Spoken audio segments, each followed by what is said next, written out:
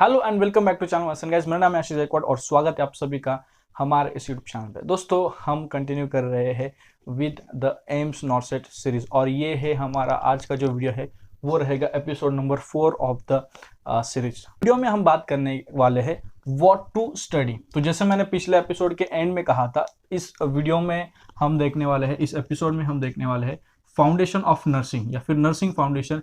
इस सब्जेक्ट में क्या पढ़े, नर्सिंग फाउंडेशन इस सब्जेक्ट में क्या पढ़े। अगर हम देखें एम्स नॉर्सेट के लिए नर्सिंग फाउंडेशन ये सब्जेक्ट से 10 to 15% क्वेश्चंस आते हैं। जो नर्सिंग सब्जेक्ट का कोटा है ना वो 180 मार्क्स वाला, तो उसमें से 10 to 15% क्वेश्चंस जो है, मतलब 10 to 15% मार्क्स जो है वो फाउंडेशन ऑफ नर्सिंग इस सब्जेक्ट के लिए है।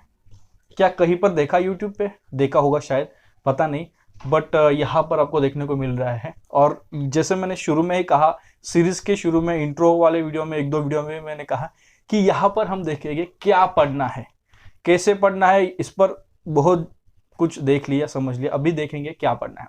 तो फाउंडेशन ऑफ नर्सिंग में जो चीज़ आपको पढ़नी है, जो टॉपिक्स इंपॉर्टेंट है वो है कि जो कि एग्जाम के लिए ये 10-15 मार्क्स के लिए पूछे जा सकते हैं आपको, वो उसमें से पहला टॉपिक जो है वो है आपका कम्युनिकेशन।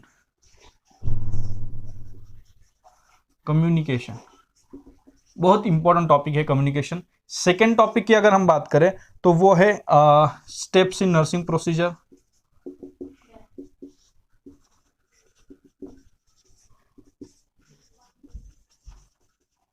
ठीक है, उसके बाद जो पढ़ना है आपको वो है रैशनल है। ये जो नर्सिंग प्रोसीजर्स हम करते हैं ना, इस नर्सिंग प्रोसीजर्स में क्यों करते हैं, रैशनल है, वो भी आपको पढ़ना है। उसके बाद जो इंपॉर्टेंट टॉपिक है जो कि आपको पढ़ना है वो है एडमिनिस्ट्रेशन ऑफ मेडिकेशन।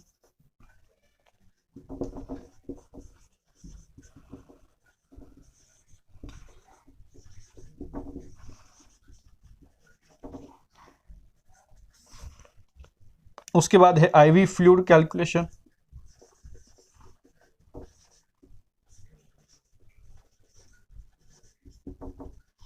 ठीक है, अब इसके अलावा और भी चीजें हैं like code of ethics.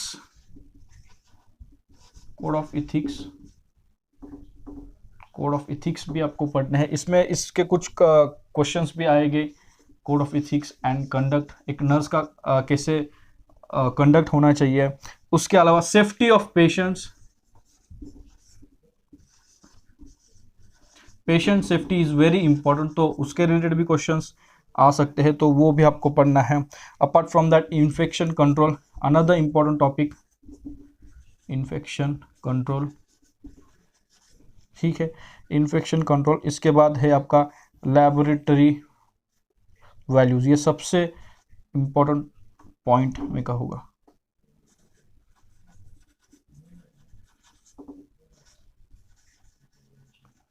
Laboratory values जो कि फिर आप इसमें like haematological values and biochemistry.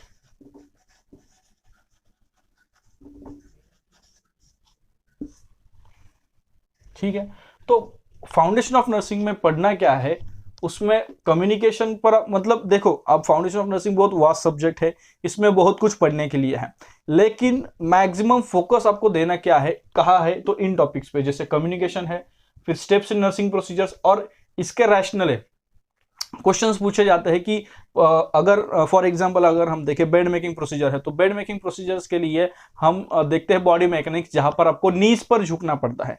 क्यों झुकना पड़ता है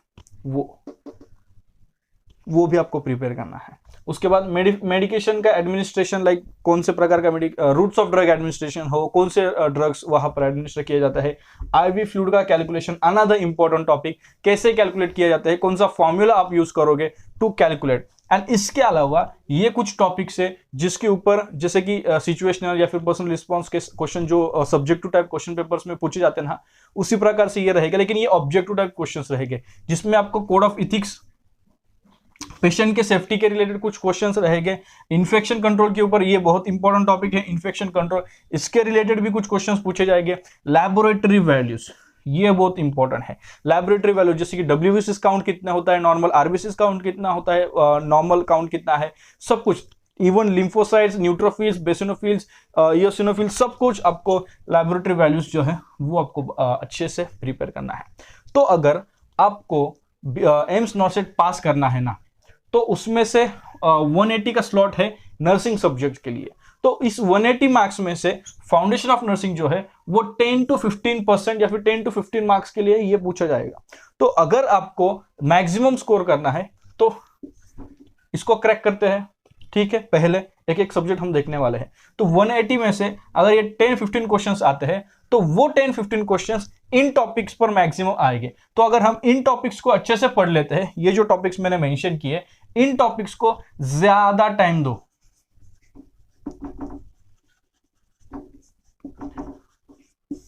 इन टॉपिक्स पर ज्यादा टाइम देते हैं, ज्यादा फोकस करते हैं और अच्छे से प्रिपेयर करते हैं, तो ये जो है ना हमारा 10 to 15 मार्क्स, 10 to 15% जो क्वेश्चन है ना, उसको स्कोर करने के चांसेस हमारे बढ़ेंगे। तो फाउंडेशन ऑफ नर्सिंग में ये चीजें हैं जो आपको पढ़नी है। इस पर अगर आप फोकस करो तो बहुत कुछ है, क्योंकि अभी जो एग्जाम के लिए 1-2 महीना ही बाकी है, इसलिए यही टॉपिक पर ज्यादा फोकस करिए और बाकी जो टॉपिक्स है वो आपको एज पर टाइम आपका जो जैसे टाइम रहेगा, जैसे टाइम मैनेजमेंट या फिर जैसे आपने आपका टाइम टेबल बना है उसके अकॉर्डिंग आप प्रिपेयर करें। तो एम्स के लिए क्या स्टडी करना, कैसे स्टडी करना है वो हो गया। क्या स्टडी करना है तो उसमें फाउंडेशन ऑफ नर्सिंग ये जो सब्जेक्ट है उसके लिए आपको क्या पढ़ना है, तो वो क्या ये है, ये 10 मेन टॉपिक्स है जो आपको अच्छे से पढ़ना है। इसके अलावा फिर आपके मैंने how to prepare for NORCET exam उस पर वीडियो बनाया है इसी सीरीज में, इसके पहले वाला वीडियो है, तो वो एक बार चेक कर लीजिए एंड ये भी वीडियो आप फॉलो करिए। तो अगर आप ये फॉलो करोगे डेफिनेटली आपको रिजल्ट्स देखने को मिलने वाला है। तो उम्मीद करता हूँ ये जो हमारा एपिसोड नंबर 4 था, जिसमें हमने देखा फाउंडेशन ऑफ नर्सिंग में क्या पढ़ना है, वो आपको हेल्पफुल लगा होगा। अगर आपको वीडियो हेल्पफुल लगा तो वीडियो को लाइक करिए, वीडियो को शेयर करिए ज़्यादा लोगों के साथ जो नॉर्सेट के लिए प्रिपेयर करने वाले हैं, करना चाहते हैं। एंड जो भी चीज़ें हैं, डाउट वगैरह आप कमेंट बॉक्स में कमेंट करके पूछ सकते हैं। मिलते हैं नेक्स्ट सीरीज में, सीरीज के नेक्स्ट वीडियो में। उसमें हम देखने वाले हैं मेडिकल सर्जिकल नर्सिंग के बारे में, बहुत इंपॉर्टेंट वीडियो आने वाला है। So stay tune. मिलते हैं नेक्स्ट वीडियो में, तब तक के लिए शालोम, शांति और सलाम, बाय बाय।